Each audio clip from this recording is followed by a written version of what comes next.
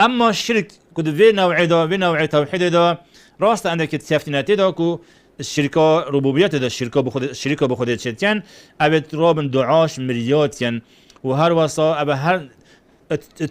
الالوهيات خود تعالى شركة بتشتين وربوبيات دا جي ابد داخازش وان ملياكن كودا تشتكي بوان يباش دست ببینن آنجی آنش بالای که رزگار بکن آنجی دی داخاز آن دعا داخازش ساخاجی کن بله تشکی واسه دیجی داخاز کن ابه نشانت آن دابید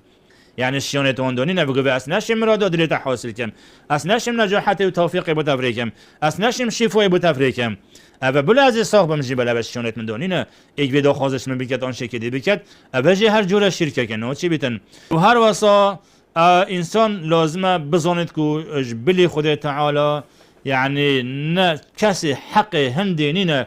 تو شرکا بو که هفپشت آم که شرک یا رب العالمین چه توحید الربوبیت و دبیت يعني شرکا بو چه کد ربوبیت دا یا جد الوهیت دا چین که با حقت خالصا حقت رب العالمین تنه مستحق هنده کو توحید و ایکیناوی ادوان جور توحید دا بتکرن